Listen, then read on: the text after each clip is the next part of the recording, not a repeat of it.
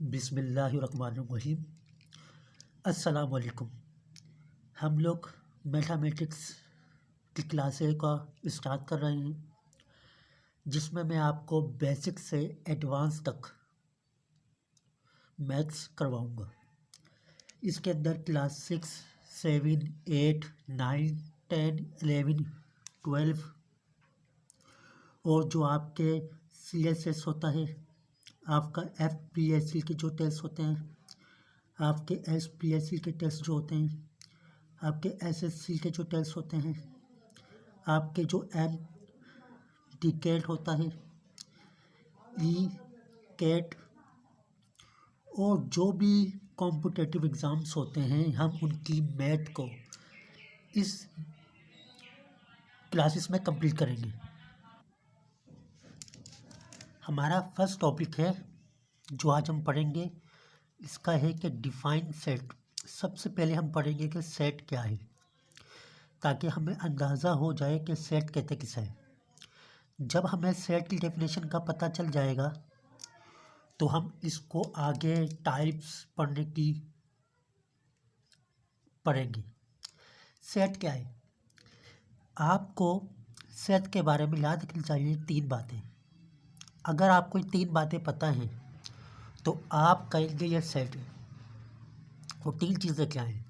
पहली, सेट के लिए जो पहली चीज़ होनी चाहिए उसे कहते हैं कलेक्शन। पहली चीज़ सेट के लिए क्या होनी चाहिए? कलेक्शन। दूसरी चीज़ जो सेट के लिए कंपलसरी होती है वो है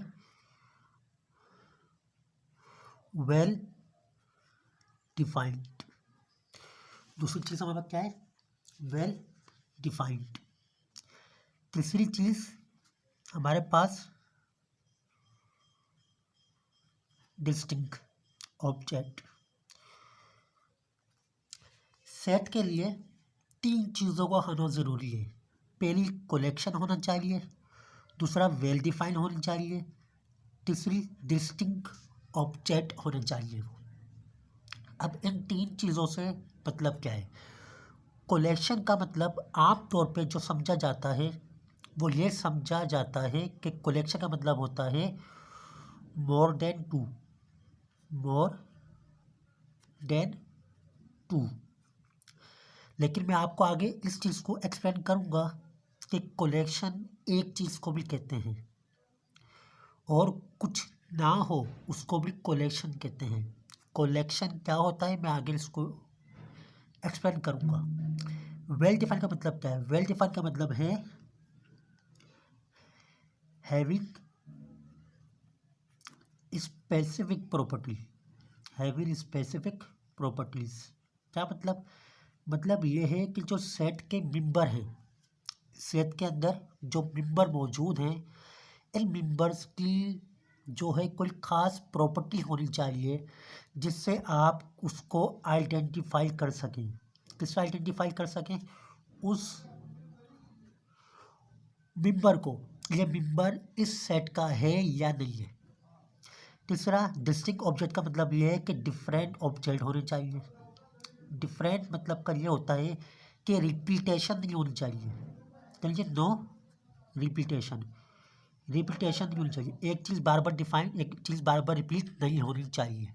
ये था 4 बातें सेट के बारे में। 3 बातें हम कह सकते हैं। क्या कह सकते हैं? कि set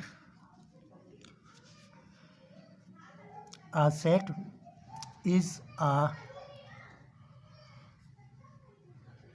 collection of well defined and distinct object. क्या मतलब? कि ऑब्जेक्ट जो है, जो सेट है हमारे पास, ये कलेक्शन होता है। किसका कलेक्शन होता है? पहला, कलेक्शन होता है किसका? Well defined. दूसरी बात, तीसरा, डिस्टिंक्ट ऑब्जेक्ट का। जैसा मैं इसको एग्जाम्पल से समझाने की कोशिश करता हूँ आपको, ताकि आपको समझ में आ जाए। मैंने लिखा यहाँ पर एक सेट का। अच्छा, सेट को हम रिप्रेजेंट करते हैं। Set represented by capital letter, capital letters जैसे ए बी सी etc, हम इससे सेट को रिप्रेजेंट करते हैं। अब मैं आपको इसकी कुछ एग्जांपल्स देता हूँ सेट की, ताकि आपको सेट का कॉन्सेप्ट मालूम हो जाए। पहली एग्जांपल जो हम लेते हैं, एक सेट है ए। इस सेट के अंदर मौजूद है ए ई आई ओ यू। अगर आपसे कहा जाए क्या ये सेट है, तो आपने तीन चीज़ें देख ली हैं। पहली, क्या ये कलेक्शन है, क्या ये वेल डिफाइंड है, क्या ये डिस्टिंक्ट है, क्या ये सेट वेल डिफाइंड कलेक्शन है। जी हाँ, कलेक्शन है। जी हाँ, ये कलेक्शन है। क्या ये वेल डिफाइंड है, वेल डिफाइंड मतलब इसकी स्पेसिफिक प्रॉपर्टी है। जी हाँ, क्या कि ये वोवेल्स हैं, वोवेल्स ऑफ इंग्लिश, इंग्लिश के वोवेल्स हैं, एक खास प्रॉपर्टी है। जी हाँ, ये वोवेल है इंग्लिश के। क्या ये डिस्टिंक्ट है, क्या यहाँ रिपीटेशन हो रही है, तो आप कहें कि नहीं, रिपीटेशन नहीं हो रही, तो ये सेट है हमारे पास। क्यों? क्योंकि ये कलेक्शन भी है, ये वेल डिफाइंड भी है और ये डिस्टिंक्ट भी है। तो ए इज़ अ सेट, ए क्या एक सेट है हमारे पास। लेकिन यहाँ देखें, दूसरा बी सेट है हमारे पास, 2 6 4 4 5। क्या ये हमारे पास सेट है? पहली बात, क्या कलेक्शन है ये? जी हाँ, ये कलेक्शन है। क्या ये वेल डिफाइंड है? जी हाँ, ये वेल डिफाइंड है। कैसे वेल डिफाइंड है? क्योंकि ये क्या है, ये हमारे पास क्या है, वेल डिफाइंड है। जी हाँ, ये वेल डिफाइंड है। आप इसे कह सकते हैं कि ये क्या है, ये हमारे पास काउंटिंग है। तीसरा, क्या ये डिस्टिंक्ट है? कहेंगे नो। क्यों? क्योंकि यहाँ पर 4 2 बार रिपीट हो रहा है, रिपीटेशन नहीं होनी चाहिए। तो ये हमारे पास सेट नहीं है, ये हमारे पास सेट नहीं है। क्यों? क्योंकि सेट के लिए क्या होना चाहिए था हमारे पास? सेट के लिए 3 कंडीशंस का होना ज़रूरी है, collection, well defined, distinct. Collection है, वेल डिफाइंड है, डिस्टिंक्ट नहीं है, तब भी वो आपके लिए क्या नहीं है। जैसे अगर मैं कहूँ यूअर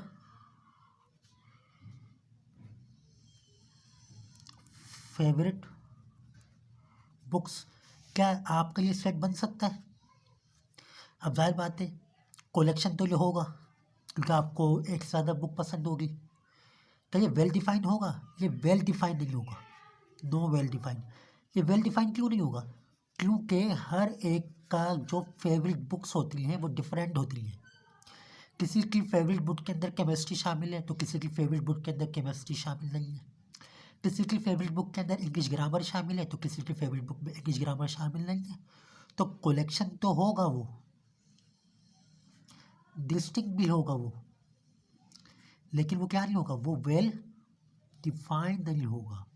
तो हम ये कह सकते हैं कि सेट के लिए 3 चीज़ों का होना ज़रूरी है, कलेक्शन का, वेल डिफाइंड का, डिस्टिंक्ट का। तो आज हमने जो समझा, मैं इसको रिपीट करता हूँ और इस लेक्चर को वाइंड अप करता हूँ, और कमेंट लाजमी करिएगा कि आपको पसंद आया नहीं आया। पहला क्या हमारे पास, हमने कहा कि हमारे पास सेट क्या होता है। हमने कहा सेट के लिए 3 चीज़ों का होना चाहिए, एक कलेक्शन होना चाहिए यानी कि मोर देन 2, वेल डिफाइंड होना चाहिए मतलब स्पेसिफिक प्रॉपर्टीज होनी चाहिए, डिस्टिंक्ट ऑब्जेक्ट यानी कि नो रिपीटेशन। फिर हमने डेफिनेशन की कि सेट क्या है, सेट एक कलेक्शन है वेल डिफाइंड और डिस्टिंक्ट ऑब्जेक्ट का। इसको हम रिप्रेजेंट करते हैं कैपिटल लेटर से, और इसके अंदर जो मेंबर होते हैं, ये मेंबर कहलाते हैं। ये जो आपको नज़र आ रहे हैं, ये कहलाते हैं मेंबर। क्या कहलाते हैं?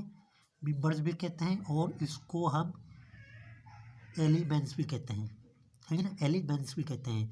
और याद रखिएगा दूसरी बात कि हम कहते हैं कि ए एक सेट है, सही है, और इसके अंदर ये इसके क्या है, मेंबर हैं। अगर हमें कहना हो कि ए का ताल्लुक ए से है, तो हम कहेंगे A is the member of A. तो ये जो शो किया है मैंने आपको, इसका मतलब होता है बिलोंग टू।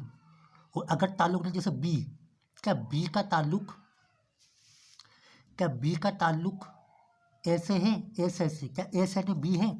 नहीं है। तो आप लिखेंगे not member, not belong to. तो अगर कलेक्शन, अगर मेंबर है ये, तो आप इससे रिप्रेजेंट करेंगे। अगर मेंबर नहीं है तो आप इससे रिप्रेजेंट कर देंगे, लिख के उससे।